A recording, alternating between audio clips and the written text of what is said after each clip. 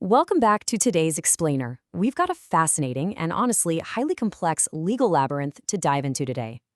We're looking at the actual mechanics behind stripping a royal title. And to do this, we'll be using the breaking news surrounding Prince Andrew, who is now widely being referred to as Andrew Mountbatten-Windsor, as our starting point. It's a constitutional puzzle that is completely gripping the UK right now. So let's just get right into it. So, how hard is it to fire a royal? I mean, it sounds like a totally simple question, right? For most of us, if an ordinary person gets wrapped up in a massive scandal, well, they lose their job. Simple as that. But as we're going to see today, when your job is actually a hereditary title woven into the literal fabric of a 1,000-year-old constitution, yeah, firing you becomes an unprecedented legal headache. Today, we're unpacking exactly why this is so insanely difficult and how lawmakers are currently scrambling to figure out a way to actually pull it off. Part 1. Targeting the civic honor. To really grasp the national picture here, we actually need to look at this recent hyper-local move by the City of London Corporation. Just look at this quote from their spokesperson. They essentially determined there is currently no effective lawful mechanism to act. Okay, a bit of context. Back in 2012, Andrew was granted the freedom of the City of London by patrimony. That basically means he inherited the honor simply because his father, Prince Philip, had it. Now, just a few months ago, the corporation explicitly came out and said they had carefully reviewed the matter and realized they were legally powerless to strip a freedom granted by patrimony. They honestly thought their hands were completely tied. But, the public pressure has just mounted so significantly that their legal chiefs are now actively drafting an Act of Common Council. Basically, because no lawful mechanism exists to remove the honor, they are literally writing a brand new law to give themselves the power to do it. It's an absolutely bold legal workaround. Which brings us to Part 2, a timeline of controversies. Let's do a quick recap of why this is all happening right now.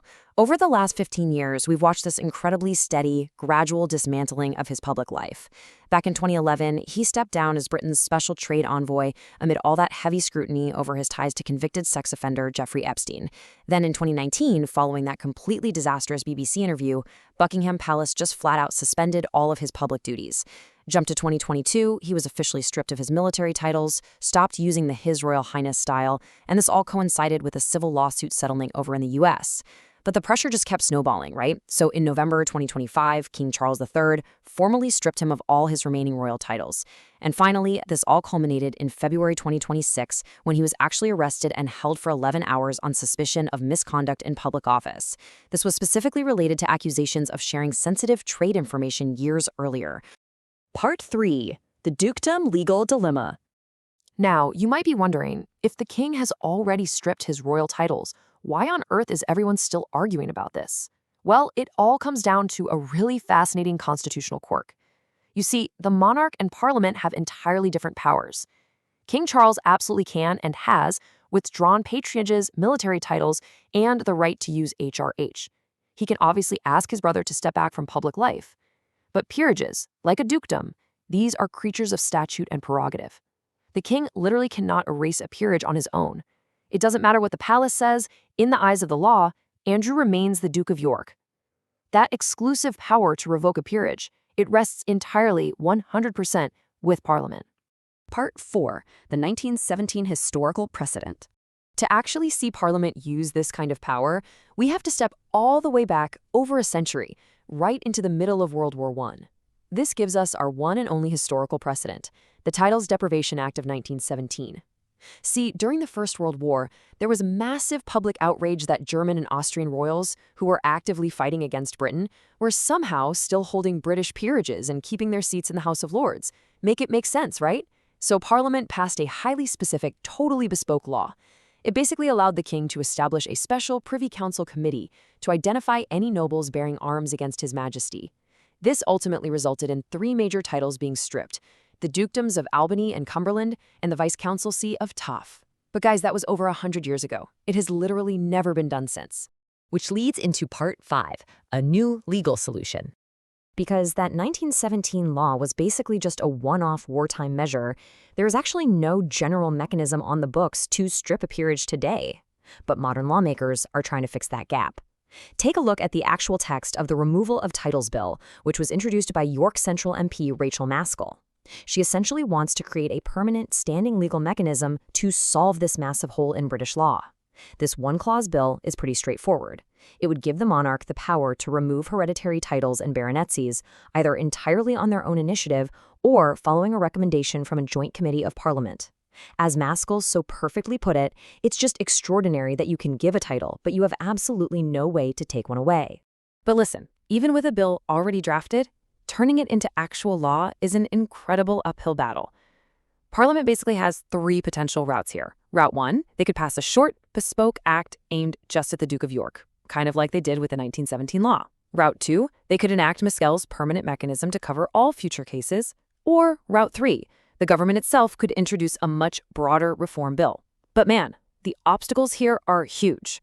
First off, this is a private member's bill, which means it fundamentally struggles to even get parliamentary time.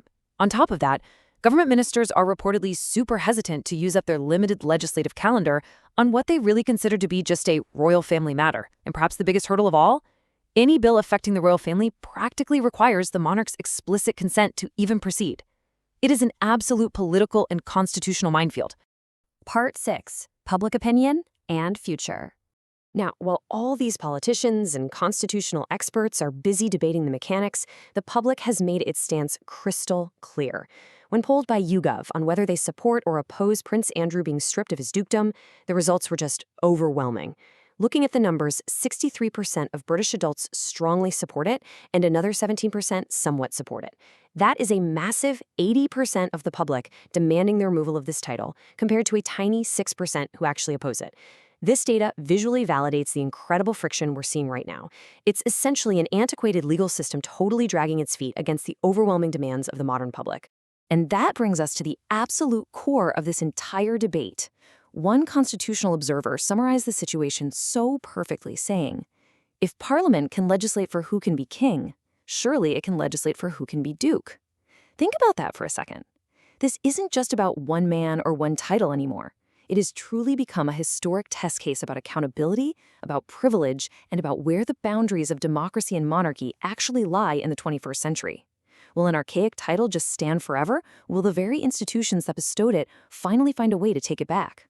It is a constitutional standoff unfolding right in front of us in real time. If you want to keep up with these unprecedented legal moves as they happen, especially the City of London's ongoing totally wild efforts to draft that new disenfranchisement bill, you absolutely need to read the full breakdown. Check out londoner.news/Andrew Mountbatten-Windsor honor removal bill/bill. Seriously, just head over to londoner.news for all the live updates. It's an amazing resource for staying on top of this story. Thank you so much for joining me on today's Explainer, and as always, keep questioning how the world around you really works. Catch you next time.